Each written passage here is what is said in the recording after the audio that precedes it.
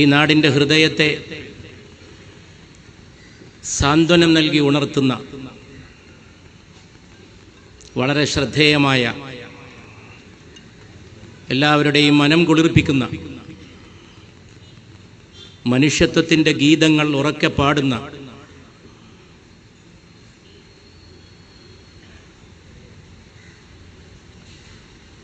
ഈ മഹത്തായ മാനവിക സഞ്ചാര സംരംഭത്തിൻ്റെ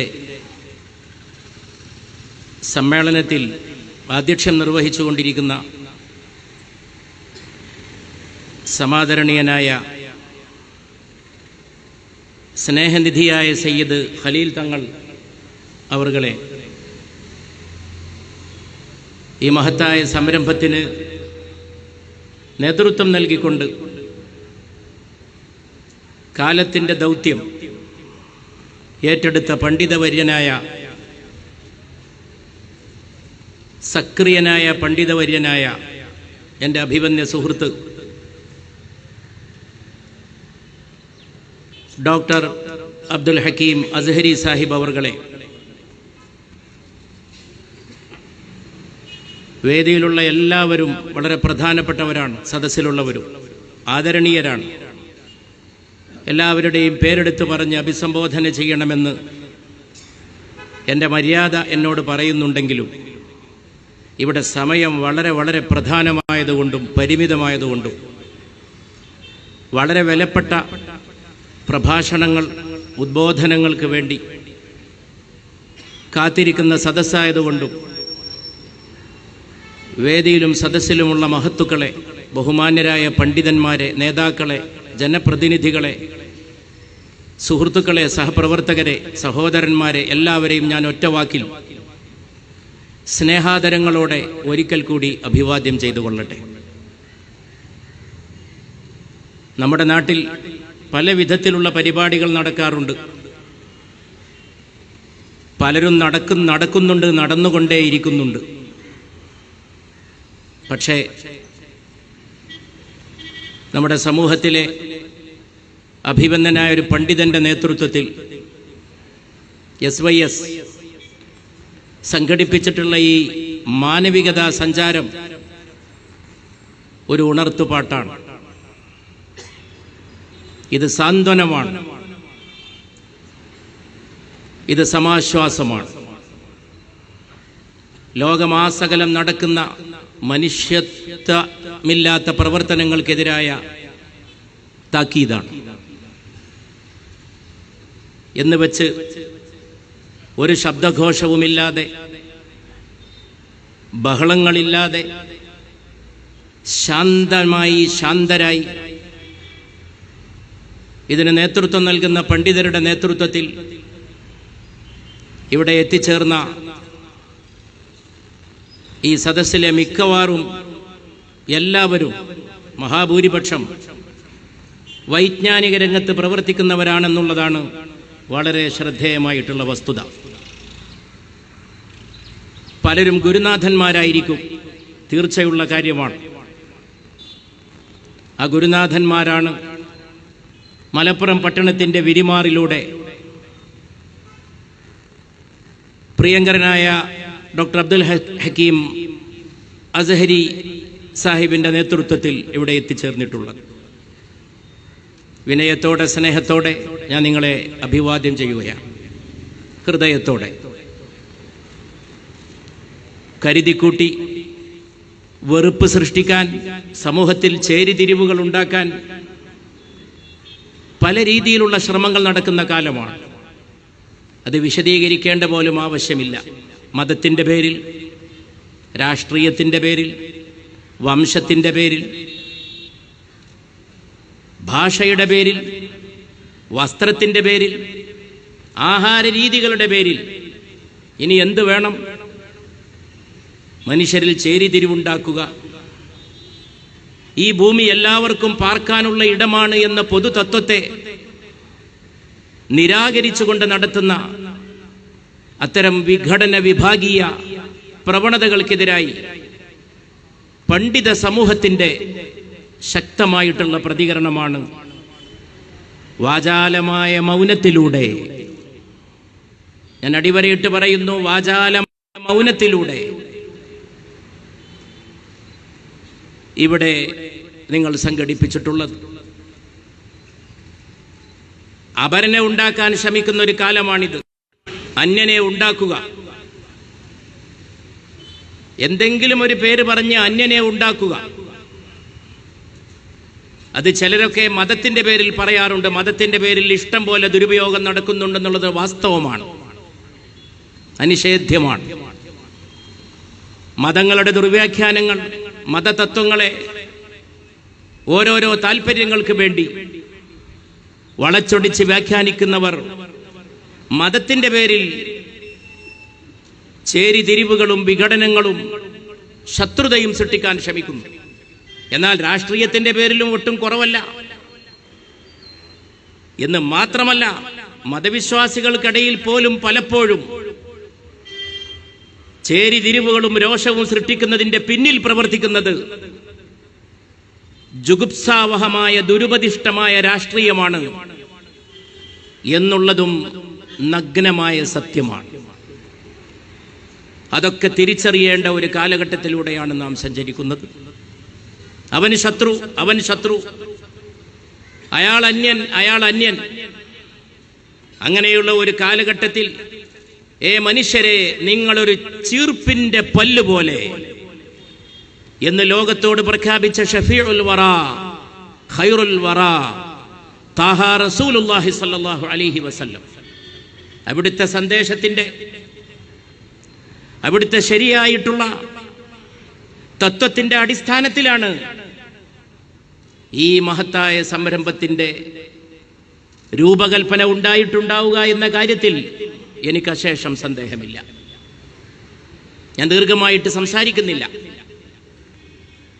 ലോകത്ത് പിഞ്ചുകുട്ടികൾ എത്രമാത്രം ക്രൂരമായിട്ട് കൊല ചെയ്യപ്പെടുന്നു. എന്ത് കുറ്റമാണവർ ചെയ്തത് എന്ന് ചോദിക്കാൻ ഒരു കോടതിയില്ല. ഉള്ള കോടതികൾ നിസ്സഹായമായി നോക്കി നിൽക്കുകയാണ്. വിശുദ്ധ ഖുർആനിൽ ഒരു ചോദ്യമുണ്ട്, ഫബി അയ്യി ദംബിൻ ഖുതിലത്. കൊല്ലപ്പെടുന്ന പെൺകുട്ടിയെ നോക്കി നാളെ ഉന്നയിക്കപ്പെടുന്ന, ഇന്നും ഉന്നയിക്കപ്പെടേണ്ട ചോദ്യം, എന്തൊരു കുറ്റത്തിനാണ് പെൺകുട്ടി നീ കൊല ചെയ്യപ്പെട്ടത്?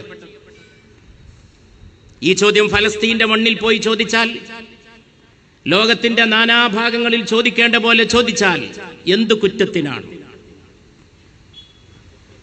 ഒരു കാലം വരും, ഹറജ് വർദ്ധിക്കുമെന്ന് പരിശുദ്ധ നബി സല്ലല്ലാഹു അലൈഹി വസല്ലം അരുൾ ചെയ്തപ്പോൾ അറബി ഭാഷ പരിചയമുള്ള സഹാബികൾ ചോദിച്ചു, എന്താണ് ഹറജ് എന്ന്. അവർ അറബികളാണ്. പരിശുദ്ധ നബി പറഞ്ഞ ഈ വാക്കും അറബിയിലാണ് സല്ലല്ലാഹു അലൈഹി വആലിഹി വസല്ലം. എന്നിട്ടും അവർ ചോദിച്ചു, എന്താണത് എന്ന്. സാധാരണ ഉപയോഗത്തിലില്ലാത്ത ഒരു വാക്കാണ്. പരിശുദ്ധ റസൂൽ മുസ്തഫ സല്ലല്ലാഹു അലൈഹി വസല്ലമയുടെ മുഅ്ജിസത്ത് പോലെ ആ ഹദീസിലൂടെ വന്ന ഒരു കഷ്ണം പോലും എന്ന് കാണാൻ സാധിക്കും. അപ്പോൾ അവിടുന്ന് പറഞ്ഞു, കൊല കൊല കൊല എന്ന്. കൊല വർദ്ധിക്കും, ലോകത്ത് കൊലപാതകങ്ങൾ വർദ്ധിക്കും. കാരണം വേണ്ടതില്ല, ഓരോരോ കാരണങ്ങൾ ഉണ്ടാക്കുകയാണ്. ശത്രുവെ ഉണ്ടാക്കാൻ 100 കാരണങ്ങളുണ്ട്. എന്നാൽ മിത്രത്വമുണ്ടാക്കാൻ 1000 കാരണങ്ങളുണ്ട് എന്ന് പ്രഖ്യാപിച്ചുകൊണ്ടാണ് ഡോക്ടർ അബ്ദുൽ ഹക്കീം അസ്ഹരി സാഹിബ് ഈ മഹത്തായ യജ്ഞത്തിലൂടെ ഇതിന് നേതൃത്വം നൽകി മലപ്പുറത്തിന്റെ മണ്ണിൽ എത്തിച്ചേർന്നിട്ടുള്ളത്. 100 കാരണം നിങ്ങൾക്ക് ശത്രുക്കളെ ഉണ്ടാക്കാനുണ്ടെങ്കിൽ, അതേ ആളുകളെ ഒന്നിപ്പിച്ചു നിർത്താൻ 1000 ഹേതുക്കളും നിമിത്തങ്ങളുമുണ്ട്. മനുഷ്യരെന്ന നിലയിൽ, സഹോദരങ്ങൾ എന്ന നിലയിൽ, മനുഷ്യരെ, നിങ്ങളൊരു ചീർപ്പിന്റെ പല്ല് പോലെ, ചീർപ്പിന്റെ ഒരു വട്ടച്ചീർപ്പിന്റെ പല്ലുകൾ, അല്ലെങ്കിൽ മറ്റൊരു ചീർപ്പിന്റെ പല്ലുകൾ, ഏത് വലിയത്, ഏത് ചെറിയത്, ഏത് മുന്തിയത്, ഏത് താണത്, ആ ചിന്തകൾ എത്ര അർത്ഥശൂന്യമാണെന്നാണ് എന്നെന്നും പ്രസക്തമായ ആ വാക്കുകളിലൂടെ നമുക്ക് മനസ്സിലാക്കാൻ സാധിക്കും. ഐക്യരാഷ്ട്ര സംഘടനയുടെ ആസ്ഥാനത്ത് ഇന്നൊരു കവിത എഴുതി വെച്ചിട്ടുണ്ട്. ഈ അടുത്ത വർഷമാണ്, കഴിഞ്ഞ വർഷമാണ് അത് എഴുതി വെച്ചത്. ഏതാനും വർഷങ്ങളെ ആയിട്ടുള്ളൂ. അതൊരു പേർഷ്യൻ കവിയുടെ സൂക്തമാണ്. ലോകം മനസ്സിലാക്കേണ്ടതാണ്. മറ്റേതെങ്കിലും ഭാഷയിൽ കവിത എഴുതിയ ഒരു കവിയുടെയല്ല. വിശ്വപ്രശസ്തനായ സഅദി ഷിറാസി, അദ്ദേഹത്തിന്റെ കവിതയാണ് ഐക്യരാഷ്ട്ര സംഘടന. അവിടെ ഒരുപാട് കവിതകൾ എഴുതി വെച്ച കൂട്ടത്തിൽ കവിത എഴുതി വെച്ചതല്ല. UNO അതിന്റെ ഔദ്യോഗിക മുദ്രയുടെ ചുവട്ടിൽ ഒറ്റ കവിത സഅദിയുടെ കവിതയാണ്. ബനി ആദം അസായ ഇക്ദി ഗറന്ത് എന്ന പേർഷ്യൻ കവിതയാണ് അവിടെ എഴുതി വെച്ചിട്ടുള്ളത്. ബനി ആദം അസായ ഇക്ദി ഗറന്ത്. ഈ മഹത്തായ സദസ്സിലിരിക്കുന്ന ബഹുമാനപ്പെട്ട പണ്ഡിതന്മാർ പലർക്കും ഇത് അറിവുള്ളതായിരിക്കും. ഈ കവിതയുടെ സാരം ഇത് പേർഷ്യനിലാണെങ്കിലും അതിലധികം വാക്കുകളും അറബിയിൽ നിന്ന് കടം കൊണ്ടതാണ്. ആദമിന്റെ മനുഷ്യ സന്തതികൾ ഒരു ശരീരത്തിന്റെ അവയവങ്ങൾ പോലെ പരസ്പരം ബന്ധപ്പെട്ടവരാണ്. ഒരു ശരീരത്തിന്റെ അവയവങ്ങൾ എങ്ങനെ പരസ്പരം ബന്ധപ്പെട്ടു? ഒരാൾ കൈ, ഒരാൾ കാല്, ഒരാൾ കണ്ണ്, ഒരാൾ കാത്, ഒരാൾ മൂക്ക്, ഒരാൾ നാക്ക്. മാനവ സമൂഹം ഒറ്റ ശരീരമാണ്. മതം, ഭാഷ വ്യത്യാസങ്ങളൊന്നും മനുഷ്യത്വത്തിന്റെ മുമ്പിൽ പരിഗണിക്കപ്പെടേണ്ടതല്ല. മാനവത്വം എന്ന് പറയുന്നത് ഒറ്റ ജാതി, ഒറ്റ സമൂഹം. മനുഷ്യാണാം മനുഷ്യത്വം എന്ന് പാടിയ ശ്രീനാരായണ ഗുരുവിന്റെ നാടാണിത്. ഇത് തന്നെയാണ് ആശയം. മനുഷ്യാണാം മനുഷ്യത്വം. മനുഷ്യരുടെ ജാതി മനുഷ്യത്വമാണ്. മനുഷ്യന്റെ അടിസ്ഥാനം മനുഷ്യത്വമാണ്. അതിലെല്ലാവർക്കും ഒന്നിച്ചു ചേർന്ന് നിൽക്കാൻ കഴിയും. ബാക്കി കാര്യങ്ങൾ, അഭിപ്രായ വ്യത്യാസങ്ങൾ എന്താകട്ടെ, അന്തരങ്ങൾ എന്താകട്ടെ, അന്തരങ്ങൾ ഉണ്ടായിരിക്കും. അത് പ്രപഞ്ചത്തിന്റെ വിധി മാത്രമല്ല, ദൈവകൽപ്പിതമായ വിധി മാത്രമല്ല, അത് പ്രപഞ്ചത്തിന്റെ സൗന്ദര്യമാണ്. വൈവിധ്യങ്ങളെ ആഘോഷിക്കണം. ഖത്തറിൽ ലോക ഫുട്ബോൾ നടക്കുമ്പോൾ അത് ഉദ്ഘാടനം ചെയ്യാൻ വേണ്ടി ക്ഷണിക്കപ്പെട്ടത് ഞാൻ ഓർത്തു പോകുന്നു. ഒരു വലിയ സ്പോർട്സ് താരമായി, സിനിമാ താരത്തെയാണ്. പക്ഷെ ആ സിനിമാ താരത്തിന് ഒരു പ്രത്യേകതയുണ്ട്. മോർഗാൻ, അദ്ദേഹം കറുത്തവനായിരുന്നു. അവർണ്ണനായ കറുത്തവനായ ഒരു ചലച്ചിത്ര താരത്തെ കൊണ്ടുവന്നു. അദ്ദേഹം സ്റ്റേജിലേക്ക് കയറുമ്പോൾ അദ്ദേഹത്തോട് സംഭാഷണം നടത്താൻ ഒരു കുട്ടിയെയും ചുമതലപ്പെടുത്തി അതിന്റെ സംഘാടകർ. ആ കുട്ടിക്കൊരു പ്രത്യേകതയുണ്ട്. പരിമിതമായ അംഗശേഷിയുള്ള അല്ലെങ്കിൽ വൈവിധ്യശേഷിയുള്ള, ഇന്നത്തെ ഭാഷയിൽ ശാരീരികമായിട്ട് അവശത എന്ന് പറയുന്നതല്ല, അവശതയല്ലത്, ഭിന്നശേഷിയുള്ള ഒരു കുട്ടിയാണ്. അരയുടെ താഴേക്ക് ആ കുട്ടിക്ക് ശരീരത്തിന്റെ അവയവങ്ങൾ വളരെ ഉള്ളത് തന്നെ ദുർബലമാണ്. സ്റ്റേജിലൂടെ എഴയാൻ മാത്രമേ കഴിയൂ. ലോകത്തിന്റെ ക്യാമറകൾ, ചാനൽ ക്യാമറകൾ മുഴുവൻ ഉറ്റുനോക്കുമ്പോൾ മോർഗാൻ ചോദിച്ചു, ഈ കുട്ടിയോട് ചോദിക്കുന്നു, ലോകത്ത് എന്തൊക്കെ കുഴപ്പങ്ങളാണ്? കളിക്കടയിലെ കാര്യമാണ്, കളി പലരും കണ്ടു, അതിനകത്തെ കാര്യമാണ്. ഞാനിവിടെ ഓർക്കുന്നത് എന്തൊക്കെ സംഘർഷ സംഘടനകളാണ്, എന്താണ് ഇതിനൊരു പോംവഴി? ഓസ്കാർ നേടിയ സിനിമാ താരമാണ് ചോദിക്കുന്നത്. ഈ കുട്ടി പറഞ്ഞു, we are raised to believe. അങ്ങനെയാണ് ആ കുട്ടി പറയുന്നത്. We are raised to believe that the mankind is a single family. മനുഷ്യ സമൂഹം ഒറ്റ കുടുംബമാണെന്ന് വിശ്വസിക്കാൻ ഞങ്ങൾ എഴുന്നേൽപ്പിക്കപ്പെട്ടിരിക്കുകയാണ്. ഉഹ്റിജത്ത് എന്ന അറബിയിലെ വാക്കിന്റെ പരിഭാഷയാണ് ആ കുട്ടി. ഞങ്ങൾ അതിനു വേണ്ടി വി ആർ റേസ്ഡ്, ഞങ്ങൾ ഉയർത്തപ്പെട്ടിരിക്കുകയാണ്, ഞങ്ങളോട് ആവശ്യപ്പെട്ടിരിക്കുകയാണ്, കൽപ്പിക്കപ്പെട്ടിരിക്കുകയാണ്. എന്നിട്ട് ആ കുട്ടി ഖുർആന്റെ ഒരു സൂക്തം ഉദ്ധരിച്ചു. എല്ലാവർക്കും പരിചയമുള്ള യാ അയ്യുഹന്നാസ് ഇന്നാ ഖലഖനാകും മിൻ ദക്കറിൻ വ ഉൻസ വജഅൽനാകും ശുഊബൻ വ ഖബായില ലിതആറഫു ഇന്ന അക്രമക്കും ഇൻദല്ലാഹി അത്ഖാകും. മനുഷ്യരെ, നിങ്ങൾ ഒരേ മാതാപിതാക്കളുടെ മക്കളാണ്.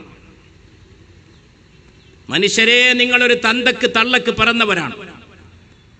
അതാണ് SYSന്റെ അബ്ദുൽ ഹക്കീം അസ്ഹരി സാഹിബിയുടെ മുഴക്കുന്ന സന്ദേശം. അത് എന്നും പ്രധാനപ്പെട്ടതാണ്, എന്നും പ്രസക്തമാണ്. മനുഷ്യരെ, നിങ്ങൾ ഒരേ തന്തക്ക് തള്ളക്ക് പിറന്നവരാണ്, ഒറ്റ കുടുംബക്കാരാണ്. ഇത് ഉപനിഷത്തിൽ ഹിന്ദുക്കൾ, ഹൈന്ദവ സഹോദരങ്ങൾ മാനവ സൗഹൃദത്തിന്റെ ഏറ്റവും വലിയ മന്ത്രമായി അതിൽ കാണാൻ കഴിയുന്നുണ്ട്. അയം നിജ പരോവേദി ഗണാനാമുലകുചേതസാം ഉദാരചരിതാനാം തു വസുധൈവ കുടുംബകം. ഞാൻ മാത്രം എന്ന് പറയുന്നവന്റെ മനസ്സ് ഇടുങ്ങിയ മനസ്സാണ്, ചെറിയ മനസ്സാണ്. ഇവിടുത്തെ എല്ലാ സോക്കടിന്റെയും കാരണം ഞാൻ മാത്രം, ഞാൻ മാത്രം, അയം, ഞാൻ മാത്രം.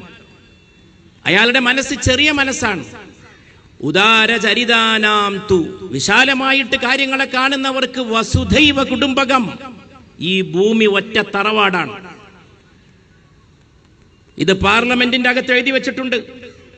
ഇന്ത്യൻ പാർലമെന്റിന്റെ പഴയ മന്ദിരത്തിനകത്ത്.